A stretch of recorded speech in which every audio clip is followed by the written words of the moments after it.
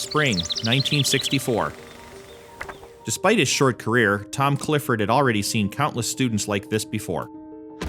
The 29-year-old Clifford, a North Dakota native and decorated World War II veteran, was already the youngest dean ever at the University of North Dakota's School of Commerce. Personable but fiercely driven, Clifford would soon be fast-tracked to the university's presidency. He was the Irishman with a twinkle in his eye. He already had a reputation for recognizing the best in otherwise troubled students. And in many ways, the best thing about John Odegard was his new wife, Diane. From the moment that he met Dean Clifford, John looked up to him in every way. Odegard, already a two-time college dropout, had a head for organization and accounting, but none of the patience. His true passion? Light. When John came here, the registrar turned him down. Diane went into Clifford's office and said, "Why'd you turn John down?" Diane's focus on John's career immediately won over Clifford. Anyone smart enough to be with her, he reasoned, deserves to get into the university. Soon after that chance meeting, Tom Clifford and John Odegard would become inseparable. Their work would not only change the trajectory of a university, but the scope of aviation throughout the world.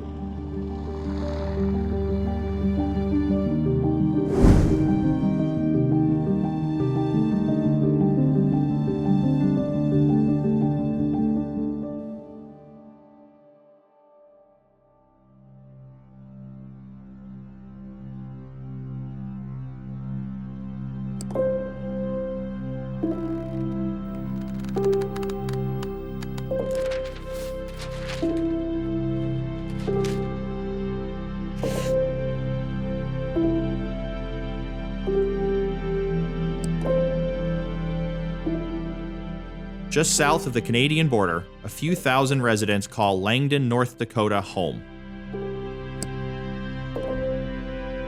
And one of them would help change the course of aviation forever.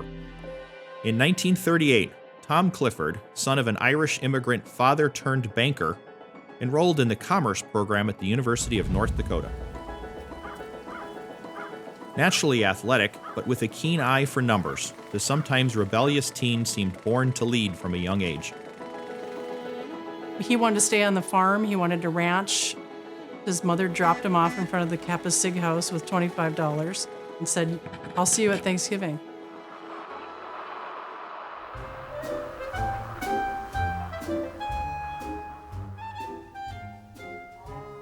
My friendship with John has allowed me to learn a lot about him, and I'd like to share all of that with you this evening.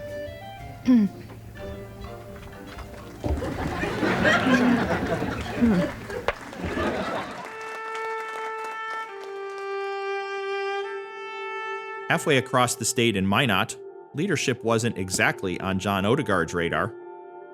From Washington, the combined radio and television industry brings you a special report.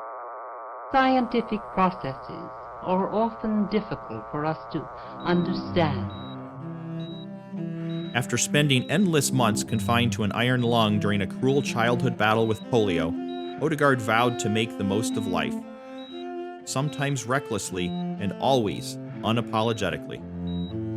He was kind of a hoodlum, right? You know, like a good hoodlum. So that carried over into everything he did. It was a little edgy. He volunteered at the Minot airport, washing planes, cleaning hangars, whatever needed to be done, in exchange for a few scraps of free flight time. It was out of his pure ultimate skill in flying an airplane that allowed him to be a little bit more daring, a little bit more risk-taking than most pilots. John enjoyed the intoxicating rush of crop dusting and the money it brought in. Survival, John would joke, was the ultimate proof of his piloting. As America was dragged into World War II, the future of the world and its European boundaries seemed uncertain. For millions of young men, including Tom Clifford, enlistment was seen as both a patriotic duty and a moral imperative. He went into the Marine Corps, and it was ugly. He didn't speak of it very often. He told me he went in the Marine Corps because he was half Austrian and didn't want to go over to Europe, where he maybe fighting cousins.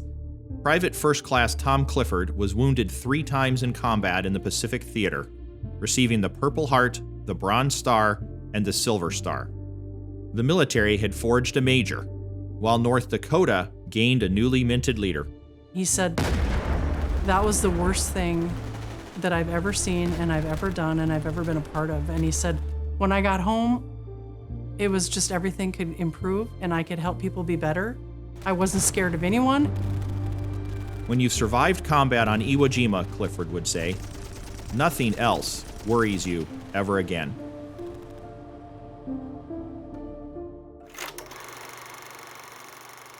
Better known as a ladies' man than a serious student, college seemed an awkward fit for the 23-year-old John Odegard. That is, until he met Diane Rosedale. Beautiful, ambitious, and possessing a hardened singular focus John never had. The two were inseparable, then soon married. Tom always credits my mother for being a great, partner or kind of teacher, encourager for my dad to kind of do what he should do. After his failed undergraduate stints at the University of Denver and Minot State, Diane pushed John to enroll at the University of North Dakota. But John was quickly rejected by the registrar's office. Diane refused to give up that easily. So we're going to go drive down to UND, and he's going to get in, which meant meeting up with the registrar and trying to get in because the grades weren't stellar. That's where they met Tom Clifford, the professor turned the School of Commerce's youngest dean. He had charisma. He was different from the rest of the university. If you talk to anyone that's ever known Tom, he was always like the champion of the C student, and he would always let students back into school. He would always give them another chance. Tom Clifford found John to be cocky and unrefined, but also affable, whip-smart, and supremely confident. With Diane as his grounding force, John Odegard was granted 1 semester to turn his life around.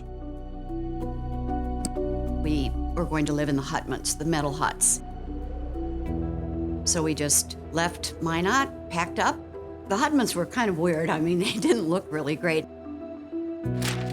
Beginning that decidedly frigid winter in 1964, John Odegard and Tom Clifford's trajectories would now be forever intertwined. Tom Clifford is the key person for which there wouldn't be an aviation program if it weren't for him. He had the vision, he had the courage, and he had all of the things that you needed to be as a leader all of his life. Tom's success was he would ask people what they wanted, and he would help them do it. So when you do that, you become endeared. People love you because you make their dreams come true. John's dream? Graduate with his master's degree, with more than a little help from Tom Clifford and Diane Odegard, and find steady work as a CPA. But his love for flight would immediately and permanently interfere. Setting his organizational savvy to use, John resurrected the long-dormant and debt-hobbled flying club at the university. He could do it all. So not only have the big ideas, but work on them and follow through and accomplish so much. The club soared under John's watch, but where others saw success, John Odegard saw opportunity. When John was finishing, he wrote his dissertation about building a flight school at the University of North Dakota to serve the state. The cumbersome yet innocuous-sounding title, Feasibility and Cost Analysis of Private Aircraft Transportation for the University of North Dakota, fit neatly within Tom Clifford's School of Commerce and masked its true ambition, crafting the blueprint to start a flight school. If you look at it, it's signed by Tom Clifford. Tom helped him do it. John's wild ambitions, painstakingly distilled over nearly 100 pages, provided a window into his ultimate goal, to launch a flight school.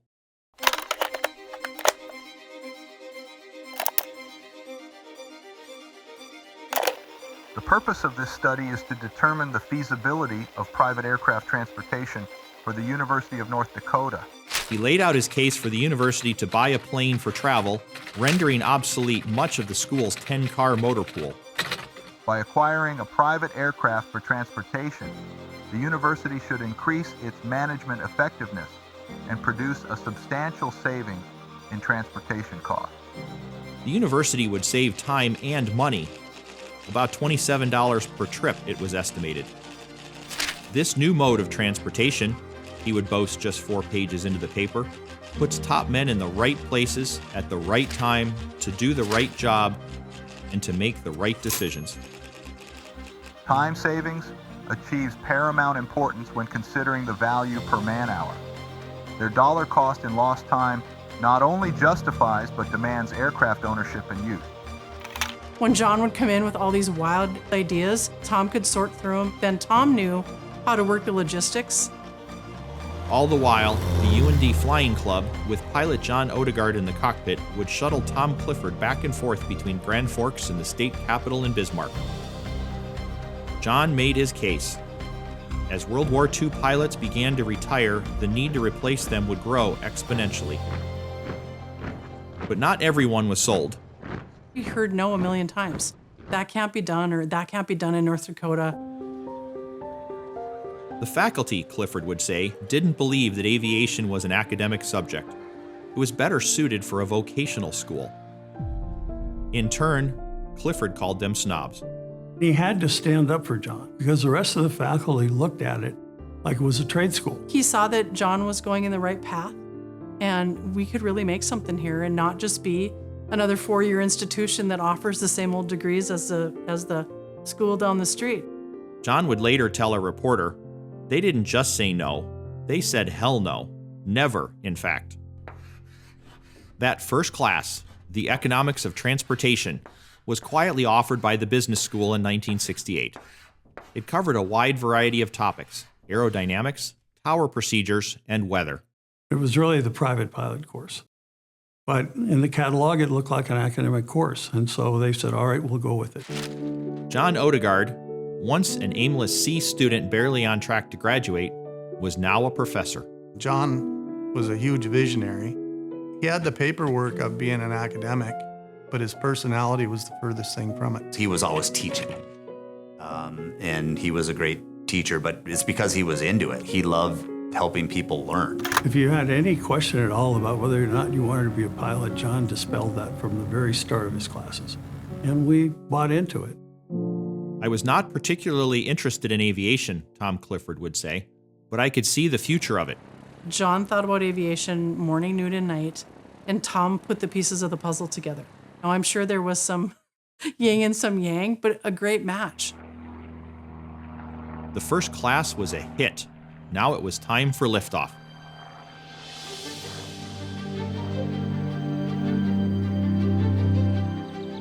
Against the very vocal wishes of much of the administration and faculty, the University of North Dakota's Aviation Department was founded. The program was structured to be self-sufficient, never reliant on state funding. He started very small. Just because of John's enthusiasm, I had no doubt that it was going to develop into something amazing. But there was a catch. After fielding countless objections from private flight companies, the school couldn't find anyone to lease airplanes. As he had done countless times already, Tom Clifford worked his magic to help John Odegard.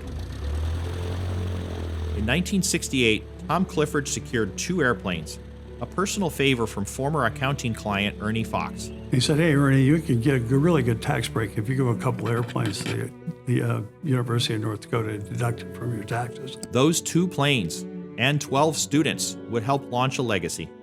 We started in Grand Forks, North Dakota, and we expanded into North Dakota, and then we grew regionally. Pretty soon we were having a national influence. Our future role is going to be an international role. We can do great things for the aviation industry, and at the same time, we can certainly promote the Center for Aerospace Sciences and the University of North Dakota and the state of North Dakota. Well, John Jr. called me the other day and he complained that he was having some trouble finding stories about his dad, that he had looked high and low. And I told him, I said, John, you didn't look low enough. Ladies and gentlemen, John Jr. For me, everything aerospace and aviation was just everyday life in Grand Forks, North Dakota. Tom and my dad were just always together, it seemed like. Well, I thought we'd put these sunglasses on so you could easily distinguish between the 2 of us. Those 2 airplanes, still in use today, marked the beginning of what would become the largest collegiate flight training fleet in the United States. John would run out and find all kinds of opportunity. Tom would have to figure out, are we going to run with this opportunity or not? He found ways to let it be what it is and not say no. In 1978, UND bought its first Cessna Citation, which would be used for weather modification and research. They will, because of what they've done, become leaders in the world as other nations and other airlines start modeling after what we're already doing. In 1995, the school pioneered an international airline pilot training program called Spectrum, with China Airlines from Taiwan as the launch customer. Now, students fly nearly 175,000 flight hours per year in 140 airplanes, not just 2. John was really good at the promotion, really good. He would go out of his way to meet the most interesting people and then lure them into North Dakota. John could grab a hold of you and say, we're doing this, we're running it, here's the ball, and manage it. An ancient philosopher once said, anyone can hold the helm when the sea is calm. But as we all know, the airline industry is anything but calm today. Tom Clifford would become the 8th president of UND. At just 49 years old, he was the first North Dakotan to lead the university. His focus, because he was from this state, was what can the university do to help the state? Congratulations, John.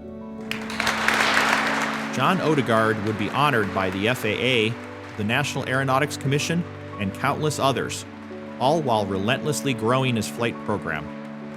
He would log more than 10,000 hours as a pilot and later say he never really worked a day in his life. It's my great honor to present Theodore Roosevelt Rough Rider Award to John D. Odegard, our 42nd recipient. Congratulations. Both Clifford and Odegard would receive the Theodore Roosevelt Rough Rider Award, North Dakota's highest honor.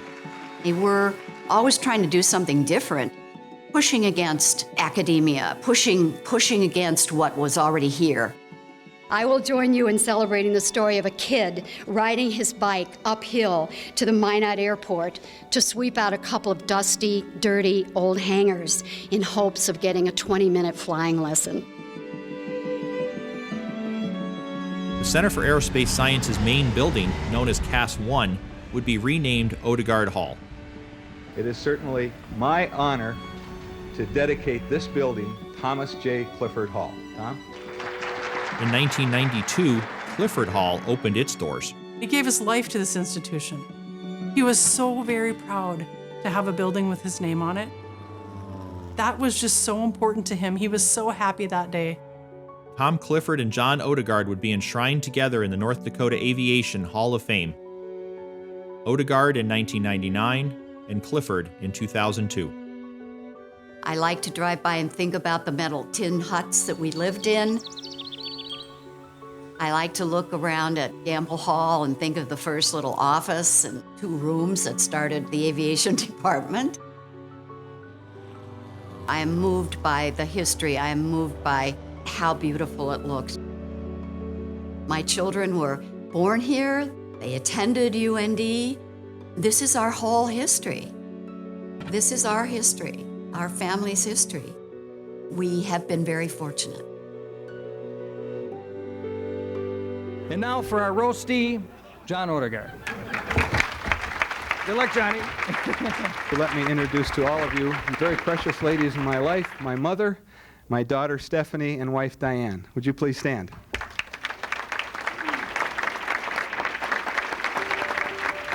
Do not believe in miracles. Rely on them.